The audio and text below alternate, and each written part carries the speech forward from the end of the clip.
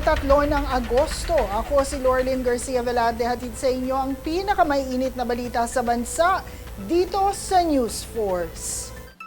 Sa ulo ng mga balita, pasilidad sa loob ng batasan na sunog, walang napinsala ayon sa BFP. Confidential funds ng OVP nilitis na sa impeachment trial ni VP Sara.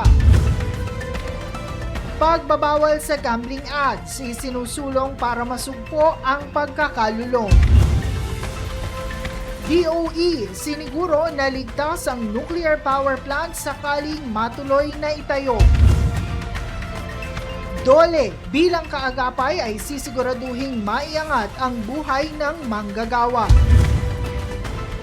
Permit required na para sa mga batang edad 15 pababa upang makalahok sa entertainment at online content. Tax Silica, hindi makakaapekto sa mga magsasaka. Patas at pantay na balita, komprehensibong ulat para sa pulso ng masa. Ito ang News Force.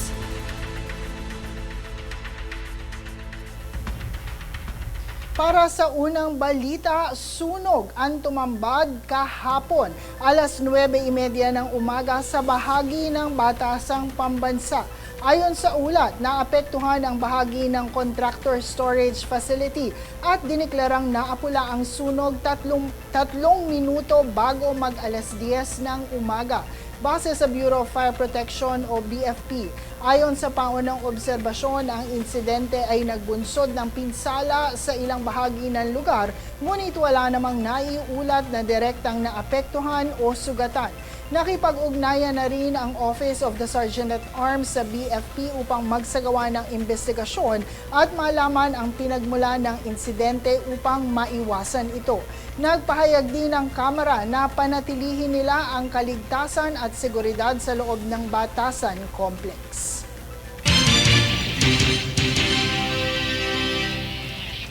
Samantala, sa ika-11 araw ng impeachment trial ni Vice President Sara Duterte, sinimula na rin ang pag-audit ng COA o ng Commission on Audit sa mga confidential funds na ginamit ng Office of the Vice President at Department of Education. Mula sa Senado, tunghayan ang kabuuang ulat, hatid ni Jade Buhoy. Mula sa mga alegasyon ng maling paggamit ng confidential funds, ngayon ay mismong proseso ng pagsusuri ng Commission on Audit o COA ang sinimulang busisiin ng impeachment court. Tumistigo bilang unang witness ng prosecution si Attorney Roderick Wamil, dating State Auditor ng Commission on Audit, Intelligence and Confidential Funds Audit Office o COA-ICFAO. Ipinaliwanag ni Wamil kung paano sinusuri ng COA ang confidential funds at kung kailangang may sapat na dokumentong magpapatunay sa paggamit at liquidation ng mga ito. Ayon sa auditor, hindi maaaring gamitin ang confidential funds bilang sweldo, overtime pay, allowance, karagdagang kompensasyon, representation, consultancy o entertainment expenses, gayon din sa pagpapatayo o pagbili ng gusali at housing structures. Sinabi rin ni Wamil na si Vice President Sara Duterte lamang ang naging Vice President na kanyang na-audit para sa confidential funds mula nang maitalaga siya sa COA-ICFAO noong 2014. Dahil wala umanong ganitong pondo sina dating Vice President Jejo Marbinay at dating Vice President Leni Robredo. Sa pagdinig, nagkasundo ang prosecution at defense sa ilang mga facts, kabilang ang 125 million peso confidential fund na natanggap ng OBP noong December 2022 at 37.5 million na quarterly allocation ng Department of Education o DepEd. Gayunman, hindi isinasama sa mga napagkasundoan ang claim na naubos ng OBP ang 125 million peso sa loob lamang ng 11 araw noong December 2022. Nauna nang nag-flag ang COA ng 375 billion pesos sa OBP confidential funds dahil sa umano'y kakulangan ng justification at supporting documents. Habang inatasan din si VP Sara na ibalik ang 73 million pesos sa 2022 OBP confidential funds na nakita ng ahensya na improperly used. Sa pagpapatuloy ng impeachment trial, kailangan tukuyin ng Senado kung ang mga gastusing isinagawa gamit ang confidential fund ay naaayon sa mga itinakdang panuntunan at sapat na suporta ng mga dokumento.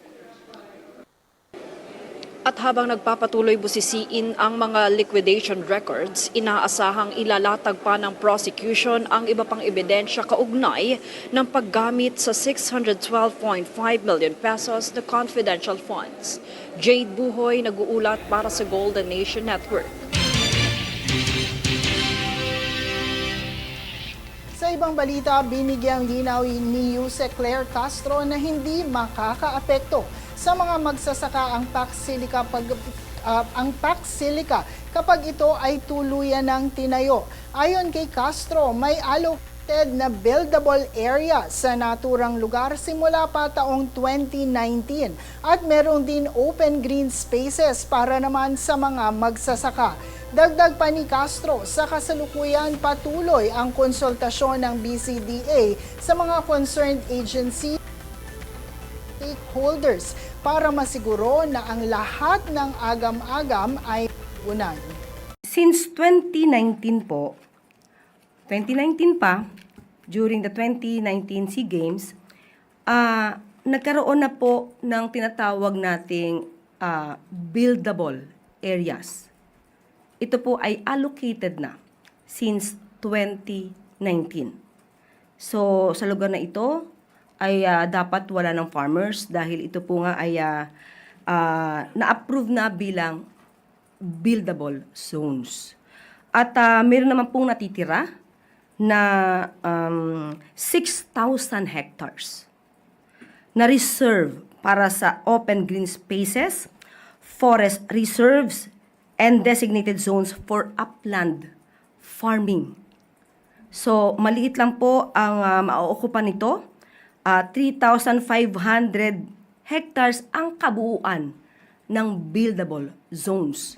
At doon po, maaaring ilagay itong proyekto regarding Pax Silica.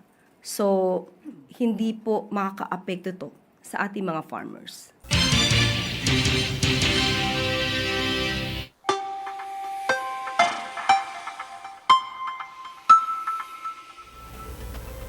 Sa ating ulat panahon na nanatili pa rin ang lakas ng bagyong Luis habang binabaybay ang karagatan na may taglay na lakas ng hangin na 45 kilometers per hour at pagbugso na umaabot sa 55 kilometers per hour.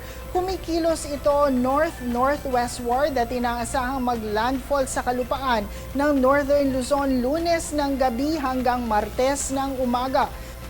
Ang bagyo nakataas ang wind signal number 1 sa ilang lugar sa silangang bahagi ng Northern at Central Luzon na makakaranas ng malalakas na pagbugso ng hangin, habang magdudulot din ang bagyong Luis ng hanggang malakas na pag-ulan na may banta ng pagbaha at pagguho ng lupa sa buong bahagi ng Luzon maliban sa Palawan. Inaasahan namang humina bilang low pressure area ang bagyong Luis sa Miyerkules ng gabi. Samantala, asahan din ang pag-ulan at pagbugso ng hangin sa nalalabing bahagi ng bansa dulot ng parehong periphery ng bagyo at southwest monsoon o habagat. Susunod sa News Force. Pagbabawal sa gambling ads isinusulong para masugpo ang pagkakalulong. Permit required na para sa mga batang edad 15 pababa upang makalahok sa entertainment at online content. Libreng sakay sa MRT3 para sa National ID holders ipatutupad tuwing Miyerkules ngayong Agosto. Manatiling nakatutok para sa higit pang mga balita sa pagbabalik ng News Force.